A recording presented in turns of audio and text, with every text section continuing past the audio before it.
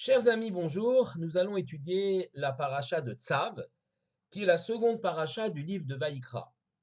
La paracha de Tzav est consacrée également au rite des korbanot, des sacrifices, tel que nous l'avons déjà décrit dans la paracha de Vaïkra.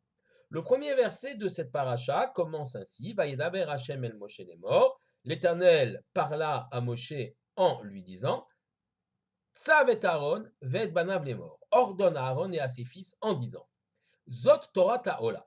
Ceci est la loi de l'offrande de l'élévation, appelée également holocauste. Il s'agit effectivement des sacrifices, des corbanotes qui seront entièrement brûlés, consumés, aucune partie ne sera consommée, donc la fumée s'élève vers l'Éternel en totalité, c'est pourquoi on appelle cela Ola, élévation, donc offrande d'élévation. Ia Ola, c'est donc cette élévation à la Mogda qui sera sur la flamme, sur le foyer, elle restera donc Mogda, c'est le foyer, à la Misbeach sur l'autel, Kol Alayla, toute la nuit, Ada Boker jusqu'au matin, Ve'esh Misbeach Tukadbo, et le feu de l'autel prendra, donc consumera ce sacrifice. Je voudrais m'intéresser avec vous à ce premier mot important de la paracha qui donne son nom à la paracha, le mot tzav, ordonne. Et Rashi tout de suite nous explique donc sur ce mot tzav, ein tzav ela ziruz miyad veladorot. Le mot tzav est un mot qui indique qu'il faut avoir une sorte de dynamisme, d'empressement à l'accomplissement des sacrifices, et pour ceux qui vont les accomplir dans l'immédiat, c'est-à-dire Aaron et ses fils, mais aussi pour les générations à venir. Donc il faut se comprendre cette dimension de zrizout, c'est-à-dire de cet empressement, ce zèle qu'il faudra avoir à l'accomplissement des sacrifices, des korbanot. Un commentaire très intéressant que je voudrais rapporter du Rav Shlomo Yosef Zevin explique: Atzivui vea pekuda, l'ordre et la façon donc de l'ordonner, morim al shlosha dvarim, viennent nous apprendre trois choses.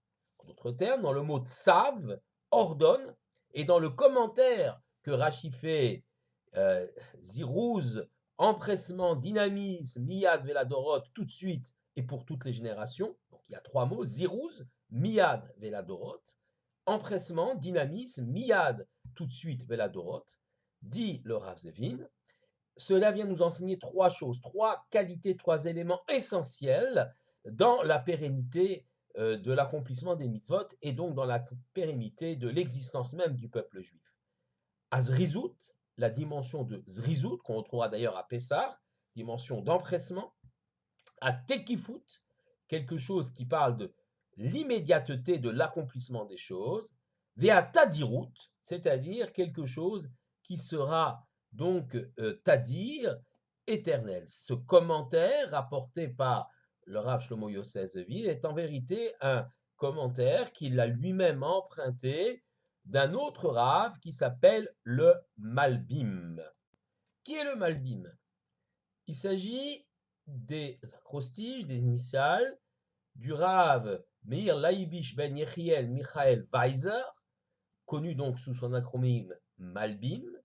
Il est né à Volochisk en Ukraine en 1809 et est décédé en 1879 à Kiev. Et évidemment, il a commenté de façon extrêmement importante l'ensemble de l'œuvre de la Torah. C'est là donc son commentaire. Donc, pour reprendre les mots du Malbim, rapportés ici par Rav Shlomo Yosef Zevin, il nous explique qu'il y a effectivement trois dimensions nécessaires et que ces dimensions-là peuvent être étendues non seulement, bien sûr, à l'offrande des corbanotes que nous ne pouvons pas accomplir aujourd'hui, mais à l'ensemble des commandements et des mitzvot. Je les rappelle: Zerizout, c'est-à-dire l'empressement et le dynamisme; Tekifut, Techef en hébreu, l'immédiateté; et Tadirut, quelque chose qui relève de la pérennité.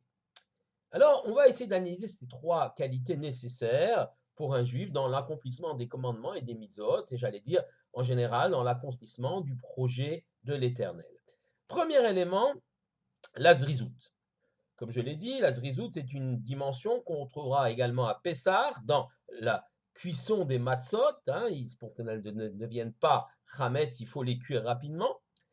En vérité, dit Rav Shlomo Yosef Zevin, la zrizout, c'est la dimension du dynamisme, de l'empressement, une dimension qui est importante lorsqu'on accomplit des mitzvot, afin de ne pas les accomplir par habitude, comme un mécanisme, comme des actes que l'on accomplirait parce qu'ils ont un impact automatique sur les choses et sur les gens et sur le monde. Bien au contraire, on nous invite ici à donner un contenu aux actes que nous accomplissons par la façon dont on va les accomplir, c'est-à-dire avec dynamisme. Vous savez, lorsque Haman va lancer une accusation contre le peuple juif.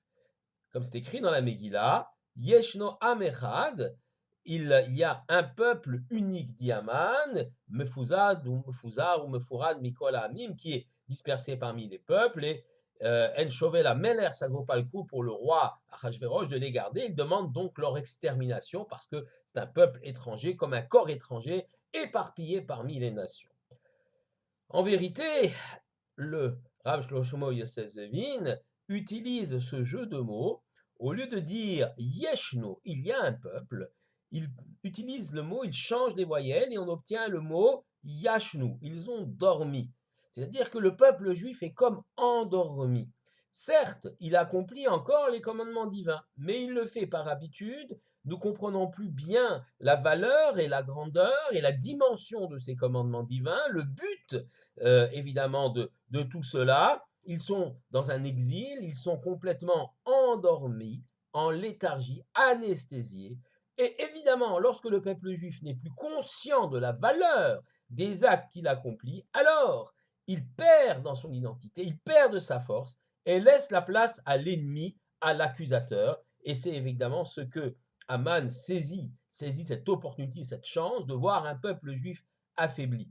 N'a-t-il pas, effectivement, au cours du festin qu'Achashverosh a proposé au peuple juif, il est resté impassible alors que Achashverosh, le roi, a sorti les ustensiles du temple de Jérusalem, il a sorti les habits du Kohen Gadol dont il s'est paré, et les Juifs n'ont pas réagi.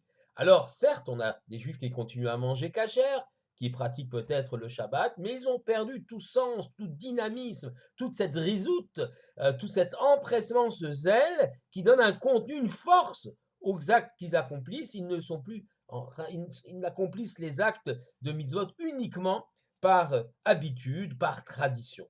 Et cela, évidemment, c'est un danger fort puisque Haman voit cela, il voit que le peuple juif a perdu de sa superbe, a perdu de sa force.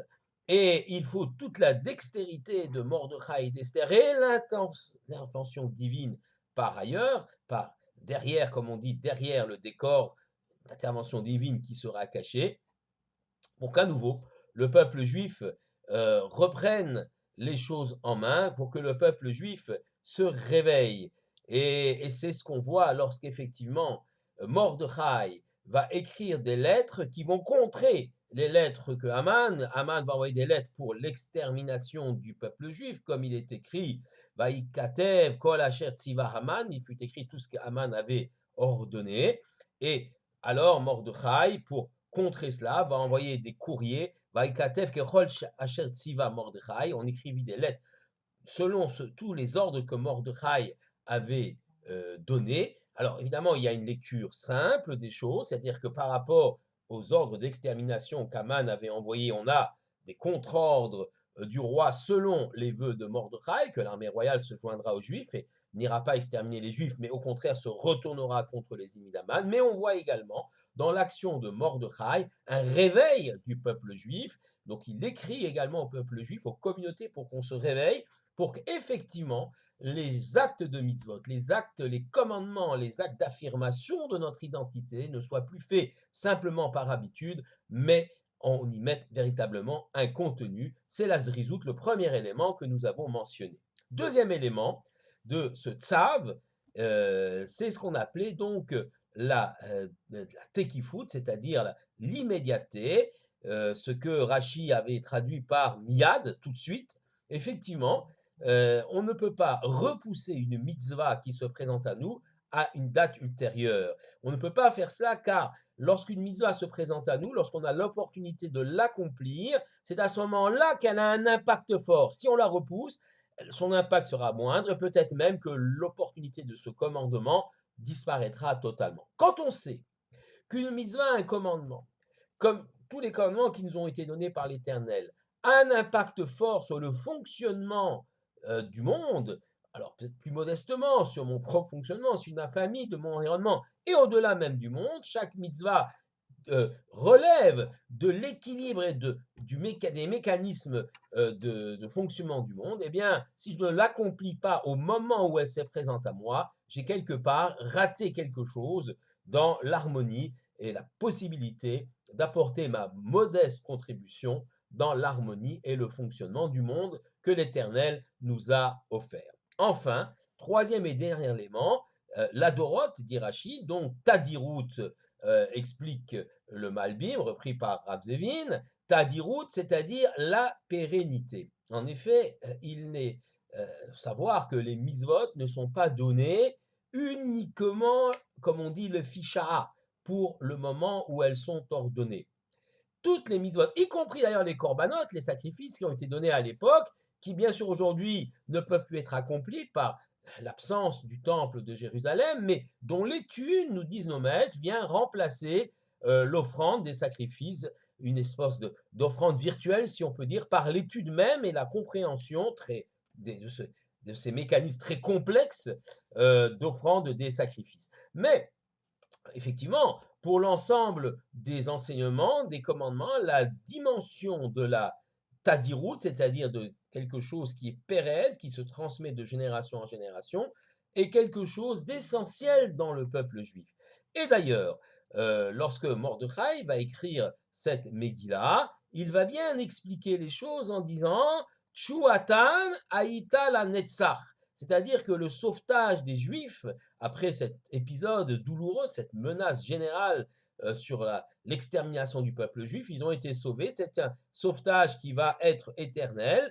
Tikvatam bechol dorvador, et l'espoir des Juifs, leur espoir, la tikva, va être également de génération en génération. Et effectivement, il y a ici une dimension extrêmement forte de la tadirout, de la transmission nécessaire, de la chaîne de la transmission au sein du peuple juif, au sein du peuple d'Israël. On le voit dans la fête de Purim, on le voit dans notre sidra de Tzav, où effectivement on nous dit que cet ordre-là sera valable miyad veladorot, aujourd'hui, mais aussi pour les générations à venir. Évidemment, on le voit dans la fête de Pessah, où là encore, le cœur même de cette fête, c'est lorsque les enfants viendront interroger les parents et que les parents devront leur répondre sur la nature même des rites qu'ils sont en train de vivre, des rites du Seder, des rites de la Matzah, et tous ces éléments-là font que, évidemment, l'histoire va se transmettre à travers les générations. Car,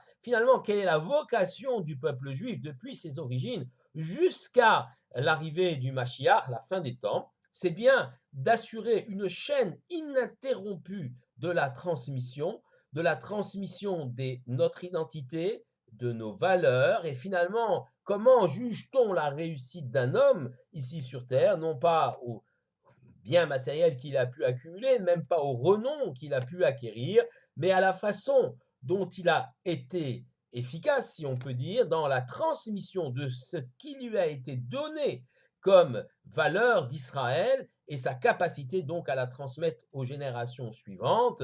C'est vrai au niveau de la fête de Purim, nous le vivrons également certainement très bientôt dans la fête de Pessah. À tous, je vous souhaite Shabbat Shalom.